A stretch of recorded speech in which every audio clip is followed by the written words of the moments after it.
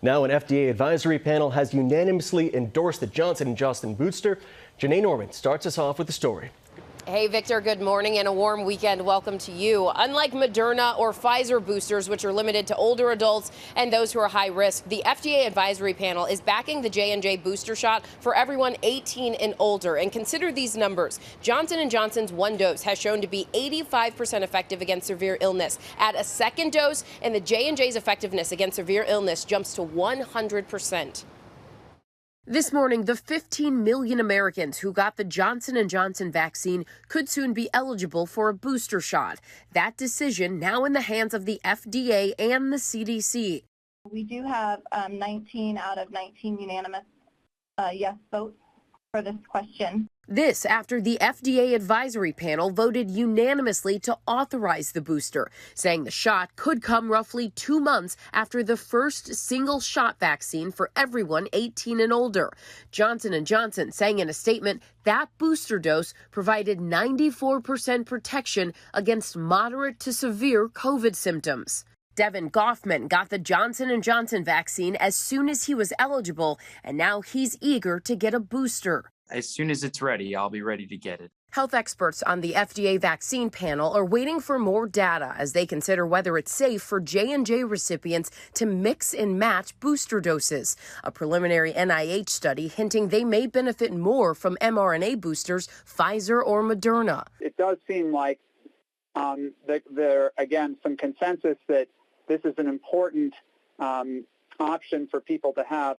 FDA panel members discussing the option of boosting Pfizer or Moderna vaccines with Johnson & Johnson or the other mRNA shot. The CDC updating its guidance for the holiday season, saying the best way to minimize COVID-19 risk is for eligible people to get vaccinated. The decision not to get vaccinated is one this New Hampshire man regrets after COVID left him in the hospital for 15 days. The medical team on me was trying to make a decision whether or not to put me on the ventilator.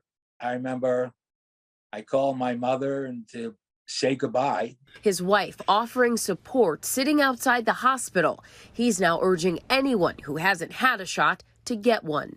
If you don't get vaccinated for your family and your friends, please get vaccinated for the medical workers. And the CDC panel meets next week. They'll be weighing in on the issue of mixing and matching boosters, and they'll also discuss recommendations on both the Moderna and J&J boosters. If approved, we could see those boosters starting by the end of next week. Whit.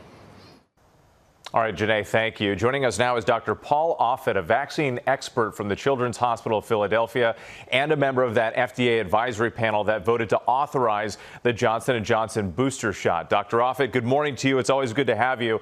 So take us inside that panel meeting. You and some of your colleagues expressed some concern about a lack of long-term data, and yet the panel voted unanimously to recommend J&J boosters after just 2 months and for younger people as well. What went into that decision?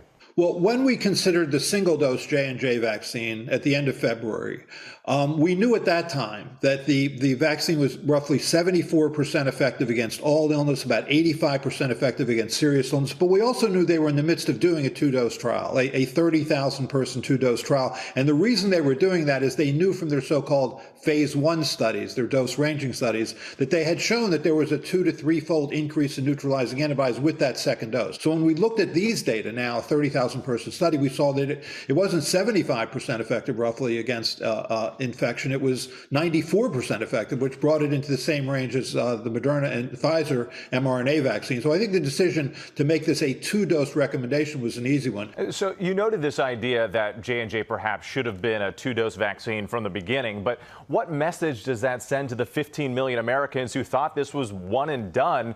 And what does this mean going forward? Could this end up being recommended as a two-shot vaccine?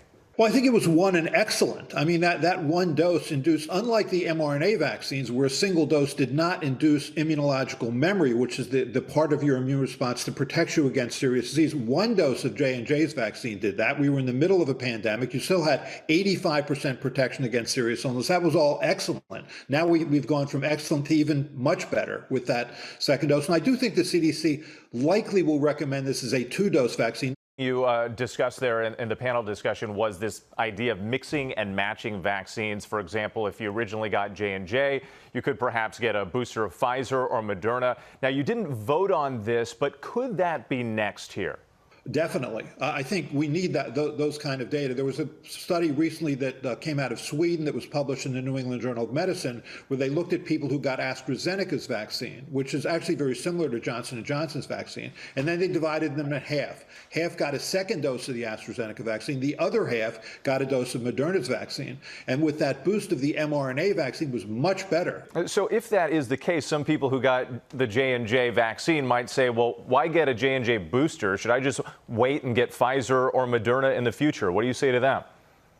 I think they should wait until there's more data. I mean, right now, the studies that were presented at yesterday's FDA Vaccine Advisory Committee meeting only involved about 50 people per group. So that's a small study. And you want to make sure that there's no surprises. You'd like to see a larger data set before you move forward on that kind of recommendation. Another thing I really want to ask you about here, regulators are expected to address the Pfizer vaccine for kids ages 5 to 11 by the end of the month. What do you hope to see in the data, and what's your message to parents?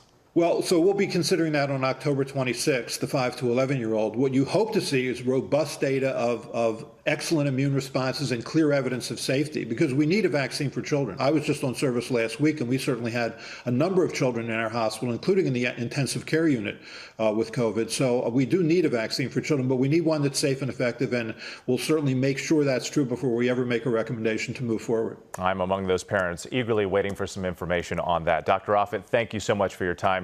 We really appreciate it. Well, hey there, GMA fans. Robin Roberts here. Thanks for checking out our YouTube channel. Lots of great stuff here. So go on, click the subscribe button right over here to get more of awesome videos and content from GMA every day, anytime. We thank you for watching, and we'll see you in the morning on GMA.